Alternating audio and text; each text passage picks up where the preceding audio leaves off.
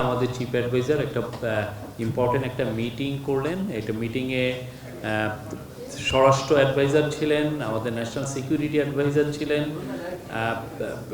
Khodabux Chowdhury special assistant on home affairs উনি ছিলেন, যারা আইনশৃঙ্খলা বাহিনীর প্রধান আইজিপি বাহারুল আলম, কোস্টগার্ডের প্রধান ডিজি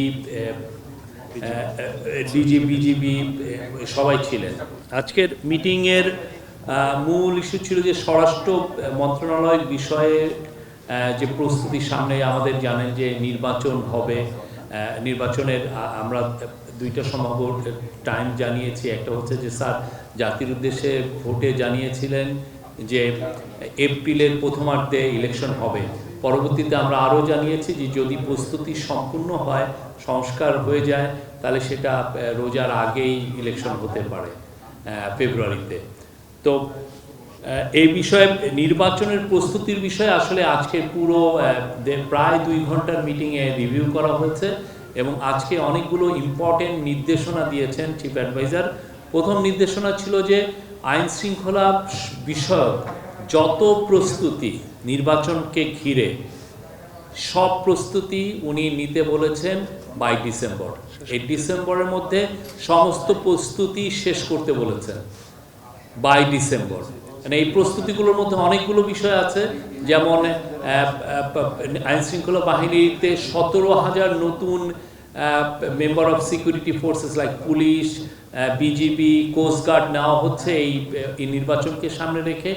তাদের রিক্রুটমেন্ট এবং তাদের ট্রেনিংটা খুব ইম্পর্টেন্ট, যাতে এই সময়ের মধ্যে শেষ হয় সেই বিষয়ে উনি নির্দেশ দিয়েছেন।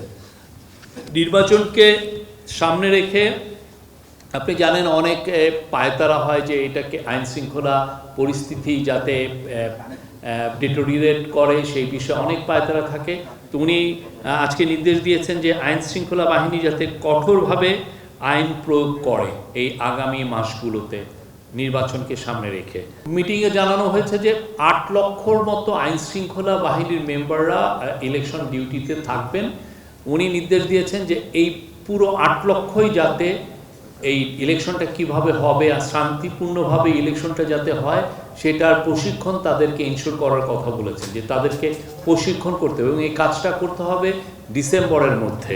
উনি নির্দেশ দিয়েছেন 18 থেকে 33। আপনি জানেন যে এইবার অনেকে নতুন ভোট দিবেন। শেখ হাসিনার তিনটা ইলেকশনে, যেটা 2014, 2018 এবং 2024-এ আপনি জানেন আমাদের বিশাল পুরো আসলে ইলেকশনগুলো তো রিগড হয়েছিল। এই বিশাল আমাদের ইয়াং ছেলেমেয়েরা কেউ ভোট দিতে পারেননি। তো উনি নির্দেশ দিয়েছেন যে উনি মিটিংয়ে বলেছেন যে যাতে 18 থেকে 33 বছর বয়সীদের যাতে পৃথক একটা ভোটার তালিকা করা যায় সেটা একটু খতিয়ে দেখার জন্য বলেছেন, এবং তাদের জন্য যাতে আলাদা ভোটিং বুথ রাখা হয় নির্বাচনী কেন্দ্রগুলোকে, সেটার জন্য উনি দেখেছেন। এটা অবশ্যই লজিস্টিক্যাল একটা বিষয়, সেটা যাতে তারা খতিয়ে দেখেন এটা কিভাবে ইনশিওর করা যায়। নির্বাচনকালীন সময়ে আইনশৃঙ্খলা বাহিনী কিভাবে ডিপ্লয়েড হবে এটা একটা ইস্যু। কোথায় কোথায় ডিপ্লয়েড হবে আপনারা জানেন যে বর্ডার এরিয়াতে কিভাবে ডিপ্লয়মেন্ট হবে, দেশের বিভিন্ন জায়গায় ডিপ্লয়মেন্ট, এবং ঝুঁকিপূর্ণ কেন্দ্রে কিভাবে ডিপ্লয়মেন্ট হবে, কতজন আনসার থাকবেন, কতজন পুলিশের সদস্য থাকবেন, বিজিবি বা সেনাবাহিনী কিভাবে থাকবেন, স্ট্রাইক ফোর্স হিসাবে কিভাবে থাকবেন, সেগুলো নিয়ে আজকের মিটিংয়ে বিস্তারিত আলোচনা হয়। এবং ওইখানে বলা হয় যে 8 লক্ষর মধ্যে 5,70,000 হচ্ছে হলে আনসার এবং 1,41,000 হচ্ছেন পুলিশের সদস্য। উনি পুলিশকে বাংলাদেশের 47,000 পুলিশ, ওরা মিটিংয়ে বলা হয়েছে যে 47,000-এর মতো ভোটিং কেন্দ্র থাকবে, এবং তারা দেখেছেন, অ্যাসেসমেন্ট করে দেখেছেন যে 16,000-এর মতো ভোট কেন্দ্র হচ্ছে ঝুঁকিপূর্ণ হতে পারে। তো এই ঝুঁকিপূর্ণ কেন্দ্রে কিভাবে শান্তিপূর্ণভাবে ইলেকশন ভোটটা কন্ডাক্ট করা যায় সেই জন্য উনি নির্দেশ দিয়েছেন, এবং সেটা নিয়ে আজকে অনেক বিস্তারিত আলোচনা হয়েছে। তার মধ্যে যেগুলো মেজার চিন্তা ভাবনা করা হচ্ছে নেওয়ার জন্য, এবং সেটা হচ্ছে যে পুলিশের বডি ক্যাম রাখার জন্য, এবং প্রত্যেকটা কেন্দ্র যাতে সিসিটিভির আওতায় আসে সেটা একটা নির্দেশনা দেওয়া হয়েছে এবং এই সিসিটিভিগুলো যাতে মনিটরিংটাও ঠিক মতো হয়। জুডিশিয়াল, আপনি জানেন যে বাংলাদেশে এক্সিকিউটিভ ম্যাজিস্ট্রেটরা ইলেকশনের সময় ডিপ্লয়েড হয় এবং জুডিশিয়াল ম্যাজিস্ট্রেটও ডিপ্লয় হয়।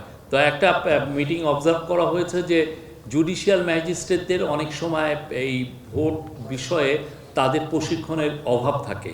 তো তাদের কিভাবে ভালোভাবে প্রশিক্ষণ দিয়ে ভোটের জন্য তাদেরকে প্রস্তুত করা যায় সে বিষয়ে আজকে নির্দেশনা এসছে। আগে আপনারা জানতেন যে ইলেকশনের সময় 4 দিন একটা পুলিশ বা সিকিউরিটি ফোর্সের একটা ডেপ্লয়মেন্ট হতো। এবার বলা হচ্ছে যে এটাকে কিভাবে 7 দিনের মধ্যে ডেপ্লয়মেন্টটা করা এবং যাতে করে নির্বিঘ্নে এবং ভোটের আগের কোনো ধরনের ভায়োলেন্সকে যেন এটা প্রতিহত করা যায় এবং ভোটের পরেও যেন আইন শৃঙ্খলা পরিস্থিতি যাতে ডিটোরিয়েট না হয় সেটা লক্ষ্য রাখার জন্য কিভাবে 7 দিনের ডেপ্লয়মেন্ট এবং ডেপ্লয়মেন্টটা কীভাবে হয় এটা নিয়েও আজকে যথেষ্ট আলোচনা হয়েছে।